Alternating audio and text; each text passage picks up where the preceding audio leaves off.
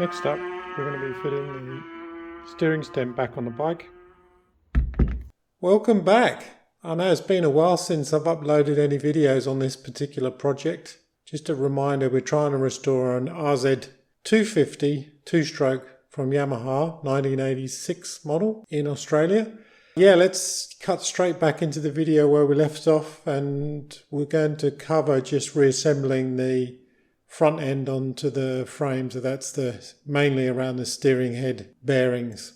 Cheers! I've already plated that. I think in one of my previous videos you'd have seen me plate this with the olive drab. I've only done the bottom bit and obviously this little cover and the nut at the top. So that's got to go back in. So before we do that, we need to, these were the old steering stem bearings. It's the old classic, I think they call it cup and cone type of bearing, where you just got loose ball bearings rolling around inside a race. Yeah, so I've looked online and you can now get taper bearings. So these are pretty much run-of-the-mill, all balls, make various pattern parts for bikes, and you can see it fits a lot of motorbikes. Oh yeah, RZ350, well it's the same as my 250, 84 to 85, mine's an 86, but I'm pretty certain they're the same. We'll find out when we go to assemble it. The sticker, I think this applies to some Suzukis. You need to do some modifications. Doesn't apply to us. So that's the two bearings, and we got these like what would you call them? They're like almost like a seal that match the top and bottom of the bearing. It just has like a rubber seal around the edge to keep most of the moisture out. So don't forget to put those on. What we'll do is we'll just open these up and give them a quick measure. Now looking at that,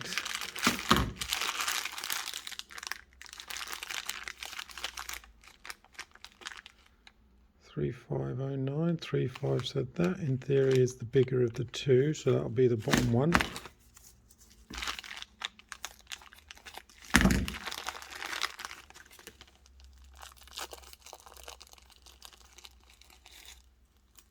I'll just get a bit of newspaper. Yeah, so looking like the inner diameter, so that's basically 25 mil. And that's, if I can hold it properly, 30 mil.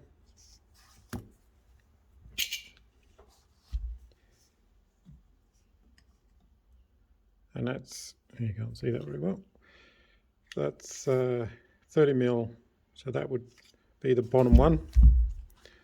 So basically got to get this the right way around.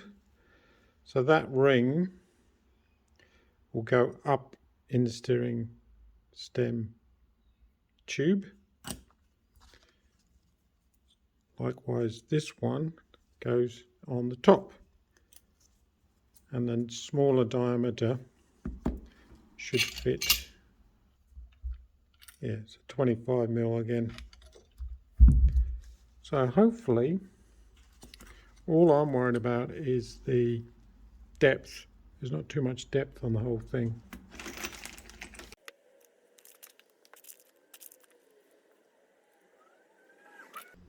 It just gives a ballpark sort of depth. So with the bearing, a couple of the ball bearings in there, it's measuring about 12 mil overall height.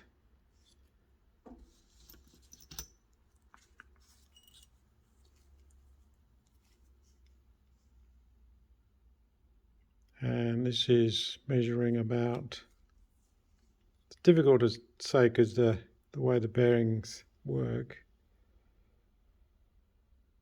the way it sits in the bearing, it'll be almost the same. So 12.26, even measuring like the inner race, it's only 13mm, so only a mil deeper if that. So we should be fine. There's plenty of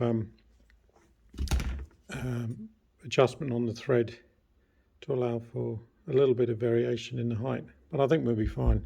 They say they're a straight swap anyway, so we should be good. So all we've got to do now is insert or press in or tap in the outer races. Like I mentioned, one needs to go in the top, one needs to go in the bottom, and we don't want to muddle those up.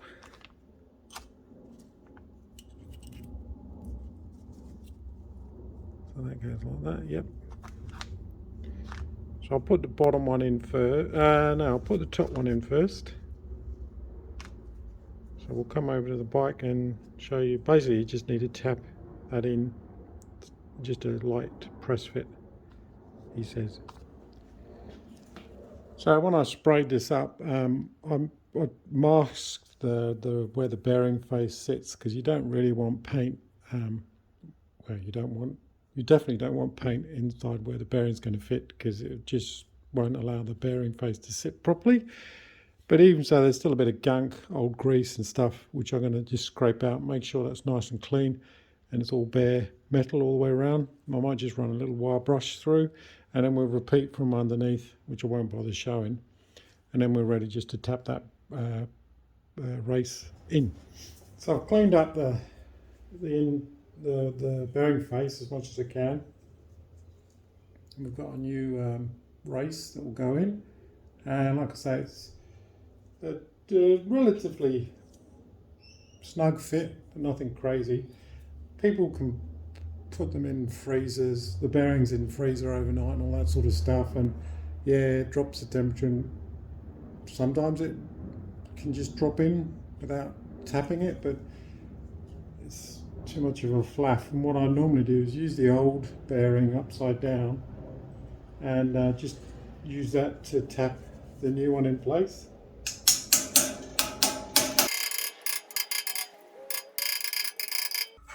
And basically you just keep going until it bottoms out. Now it's nice, it's in there firmly, so I'm going to switch to a bigger hammer so I can just tap the middle of the bearing itself.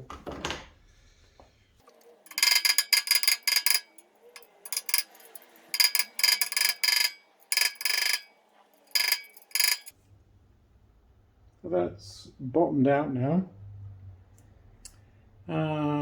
Obviously you never bang the bearing face, because all the bearing itself, don't do this. With the new taper roller bearing, don't be tempted to whack that, because you'll stuff up the bearing. So we just tapped all the way around. You can see it's bottomed out. So next we just do the underside, which is always a bit fiddly because you're going to have to hit it up backwards. To help me line up the bottom bearing as it goes in, I'm going to reuse this threaded rod with a bit of a steel washer at the end. The idea being is it'll try and keep it sort of concentric to the steering stem and just help a little bit when I'm tapping it in. It doesn't, and also it stops it from falling out.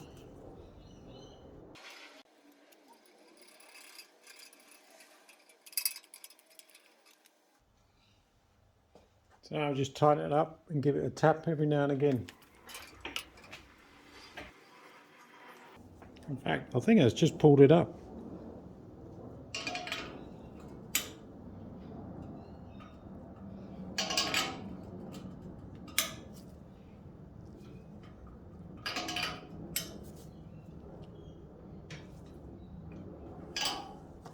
Just give it a little couple of taps so it's fully bedded in.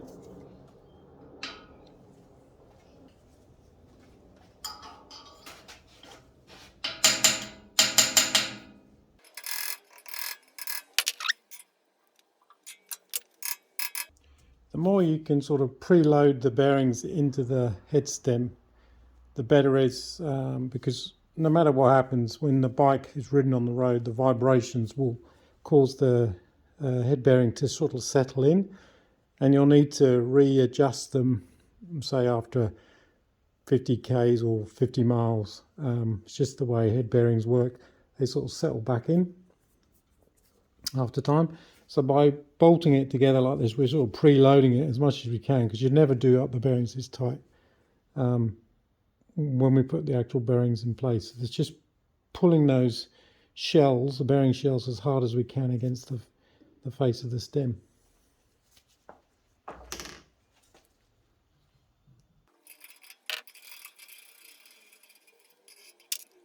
So you can see the bearing is up against that inside face, so we're good to now just reassemble it. Same for the top one. And before we forget, just put this bottom seal on.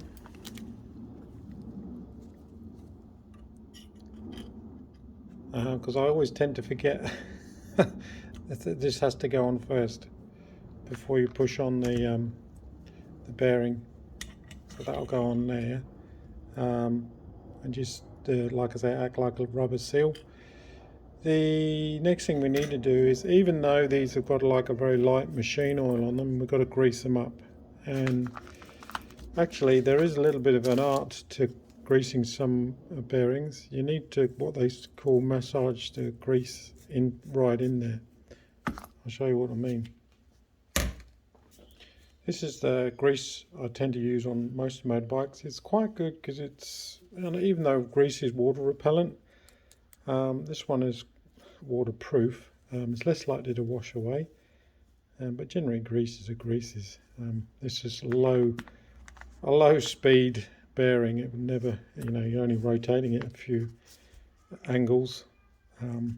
Yeah, so with the grease, don't just do that.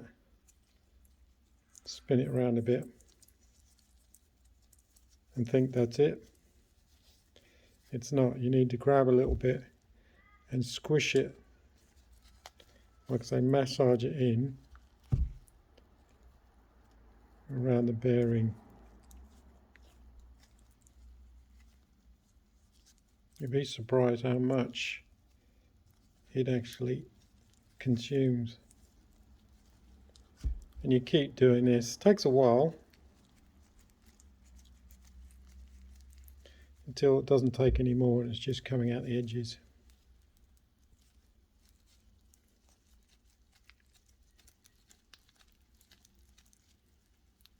Obviously any excess you can just wipe off afterwards, but it's worth really packing that in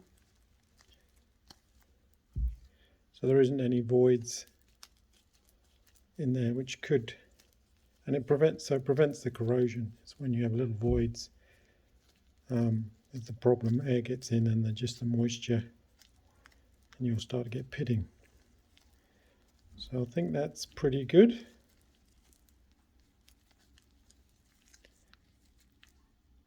And then we'll repeat for the other one. I just got to press on the bearing.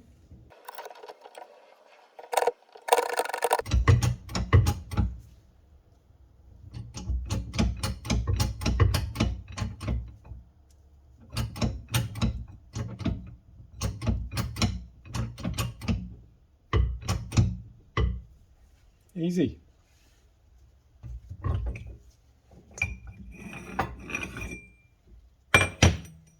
Now it's just a case of just putting the stem up the middle. Pretty straightforward. Top bearing just plops in. The little seal.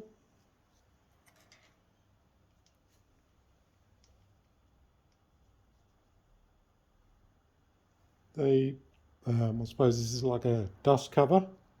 You can see the indentations from the top nut. I'll go on in a minute. And then this top nut just catches on the threads. And you do it up. Now when it comes to tightening or adjusting this steering stem nut, it's a bit of a, I suppose, a black art in a way. The manual just simply says you tighten this up so that there's no play in the steering stem, so you can't wiggle it, and there should be no knocking at all. But at the same time, this mustn't be stiff, so it should be nice and free, you know, the lightest of pressure to be able to turn it. If it's too stiff, you'll damage the bearings, obviously. So you can loosen it quite a way off, and there's no play. And I can just feel there's a bit of a knock in that now, so I just tighten it up a fraction. So it's quite nice and loose on the movement. There's no notchiness, and there's no knocking. The best way to do it is obviously when you get your forks in, you can move the bottom of the fork stanchions to see if there's any play, and you just tighten this up almost finger tight, not much at all.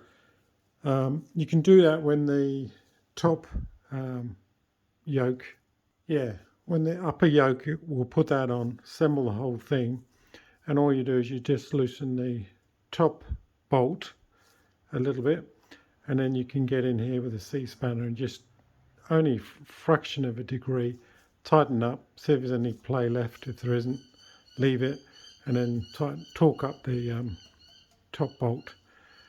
We'll do that once, like I said, we've assembled everything else. So now I'm going to put the top clamp on.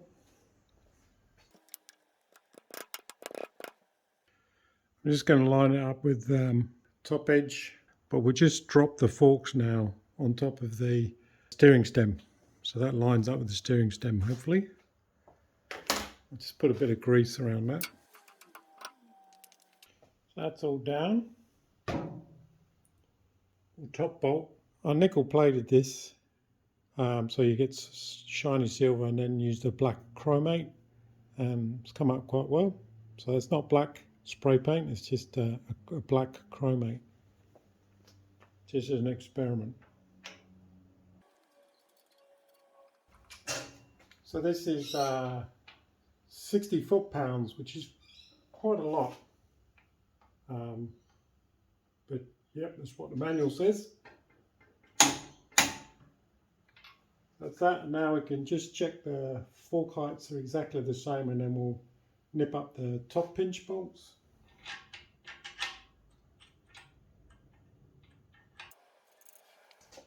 So these are 14 foot-pounds.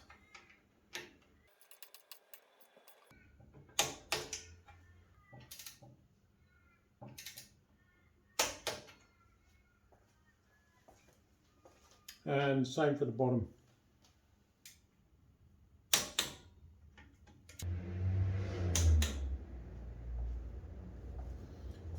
Okay, done. So the forks are all in, we're all torqued up. We may adjust the steering stem play. It's nice and free still, but we won't know until we get on the road if there's any knocking, as in it's too loose and it just knocks.